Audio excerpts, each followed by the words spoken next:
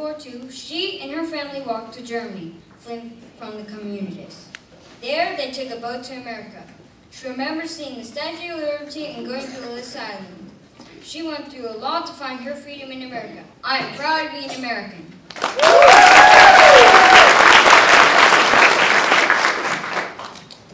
Exactly 60 years ago on this very day, February 9, 1952, a 12-year-old girl stared out at the ocean waves. She was wondering why she had left her friends and family in Europe that was worn from the war. She was excited about starting a new life and her family in America. She was traveling on the USS Sturgis ship. She was born in Austria and was German nationality. In her young life, she had seen bombs dropped in her neighbor's porch, hunger, loss, and her family was looking for a better future. She was traveling with her brother, sister, Ellie, and her parents. They were bringing boiled wool sweaters and horsehair mattresses. When her family got permission to leave their homeland, they traveled on a train to Germany to board the ship, to set sail to the United States of America. When Trudy's ship landed in New York Harbor, the first thing she saw was the Statue of Liberty having her head held high, holding the Bible and her torch. She was greeted by the Salvation Army lady holding a platter of donuts with little American flags sticking out of them. They also had hot cocoa and hot dogs. After 4 days in New York, they were sent on an airplane, her first airplane ride, to Texarkana. I don't think they'll need the wool coats. Gertrude Velaba is my grandma, and Ellie is my aunt, and I wouldn't be here today without them both.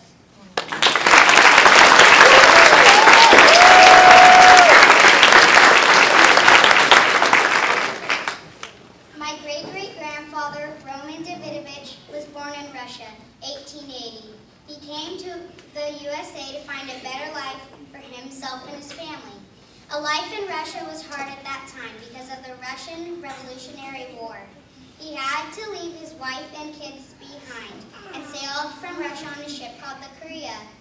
He was on the ship for 3 whole weeks, and when he stepped off on Ellis Island, he only had 10 American dollars in his pocket. Out of that $10, he had to find a job, a place to live, and food to eat. He worked very hard, and after 21 years, he was finally able to bring his family over to America. Without Roman doing all that, the Davidovich family wouldn't be here today. I'm proud to be an American.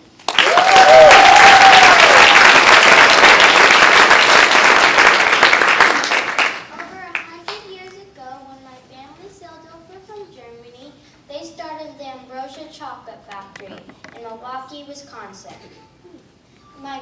In the olden days, the chocolate factory got the name of the best reputation around, the yummiest chocolate around. And my great-great-grandfather, Odo J. Schnickenberger, started in the Ambrosia Chocolate Factory in 1894. He liked the name Ambrosia because he had a Swedish French scientist who identified the cocoa tree as food of the gods. The company continued to grow over the years, even in spite of the Great Depression, and even served chocolate in both troops in both world wars. In 1964, my great-uncle Kurt took over the Ambrosia Chocolate Factory and is still in our family today. The Ambrosia Chocolate Factory is one of the greatest suppliers of M&M chocolate chips, and it's one of the secret ingredients in M&M candy. I'm proud to be an American.